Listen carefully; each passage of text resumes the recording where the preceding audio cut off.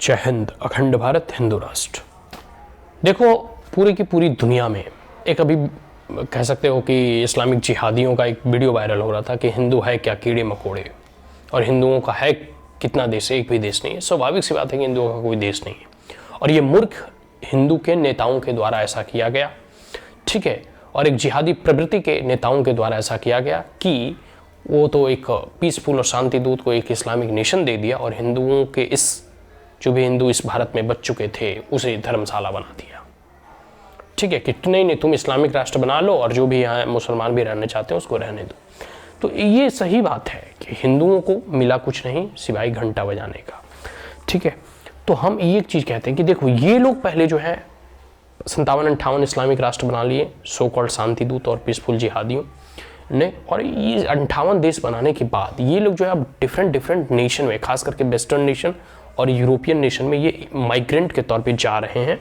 और आप देखोगे तो फ्रांस में किस प्रकार से दंगे हुए, फ्रांस कितना जला, स्वीडन जला, नॉर्वे वगैरह में जो हो रहा है, जर्मनी में जो हो रहा है, और अभी देखो हमास आतंकियों के समर्थन में ये लोग जुलूस और जलसा निकाल रहे हैं, और उसमें भारत के भी जिहादी सम्मिलित हैं, ठीक है।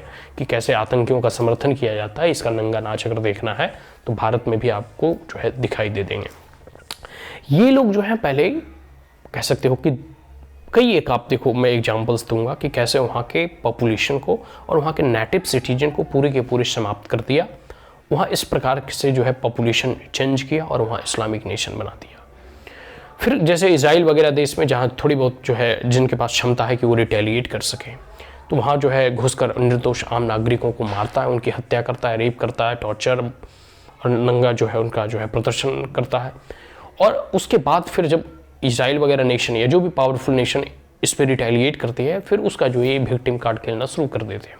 कुछ एग्जाम्पल देख लो, जैसे एहदीस इन इराक, फिर जोरेस्ट्रियंस इन ईरान, मतलब ये इस्लामिक जिहादियों ने जो है एहदीस जो इराक में थे उसको ख़त्म कर दिया, जोरेस्ट्रियंस को ईरान और से जो पारसी वगैरह थे उसे भगा दिया, बर्मा से बुद्धिस्ट वगैरह को जो है तंग करता था, ठीक है, और अभी भी करता है। फिर सीरिया वगैरह से क्रिश्चियंस को भगा दिया, इजराइल से जूइस को भगा दिया और जूइस पर जो है अटैक किया।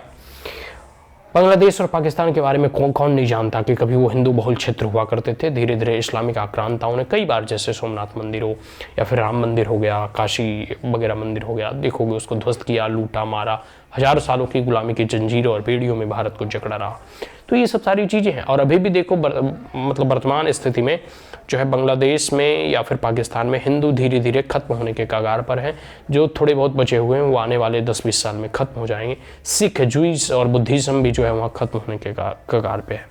इसके बाद देखो, जम्मू कश्मीर एकमात्र ऐसा जो है कह सकते हो कि मुस्लिम डोमिनेटेड स्टेट है जहाँ से कश्मीरी हिंदू पंडितों को जो है मारकर भगा दिया गया, उनकी बहन बेटियों से रेप किया गया, ठीक है।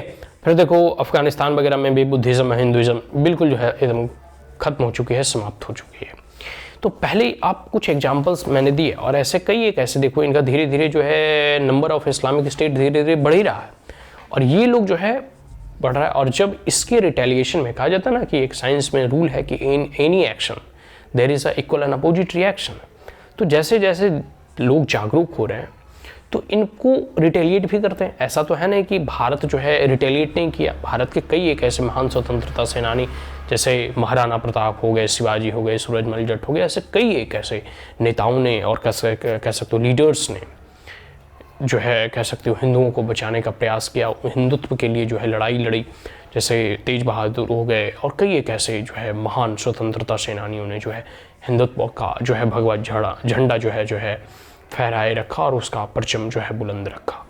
इसके लिए अनगिनत लोगों ने प्राणों की आहुति दे दी, ठीक है, लेकिन अपने धर्म का परित्याग नहीं किया। और इसी के कारण जो है इतने गुलामी के कालखंड के बाद भी अगर राम मंदिर का निर्माण हो रहा है तो कहीं ना कहीं भारत के सनातनियों ने अपने धर्म के प्रति उसकी आस्था और निष्ठा का प्रतीक है, और एक लंबे संघर्ष का प्रतीक है। एक लंबे कह सकते हो ना कि एक अभी राम मंदिर जैसे बन रहा है तो 500 सालों की संघर्ष का जो है ये परिणाम है, जिससे कि हम बना पाने में जो है कामयाब हो पाए। कई सभ्यताएं नष्ट हो गई, खत्म हो गई, लेकिन भारत की सनातन संस्कृति और हमारी सभ्यता आज भी जीवित है। तो मेरा कहने का मतलब है कि ये लोग पहले जो है अटैक करते हैं, मारते हैं, टॉर्चर करते हैं, अपना जो है डेमोग्राफिक और पॉपुलेशन बढ़ाते हैं, और फिर जब इनके ऊपर कोई रिटेलिएट करता है तो ये फिर विक्टिम कार्ड खेलना शुरू कर देते हैं। तो ये दोगलापंथी अब चलने वाली नहीं है। पूरी दुनिया धीरे धीरे जागरूक हो रही है। जैसे ब्रिटेन का लंदन वगैरह में देखोगे तो कई एक मिनी पाकिस्तान वहाँ हॉट स्पॉट के रूप में जो है उभर रहा है। यही बात है फ्रांस है, जो कभी सिटी ऑफ लव के नाम से जानी जाती थी, आज जो है सिटी ऑफ माइग्रेंट्स के नाम से जानी जा रही है। और कितने दंगे फसाद हो गए सब जानते हैं। स्वीडन हो गया, नॉर्वे हो गया, और बहुत सारे ऐसे यूरोपियन नेशंस की स्थिति धीरे धीरे और डेमोग्राफी जैसे जैसे इनकी बदलती है, सरिया लाव लागू होने प्रारंभ हो जाते हैं।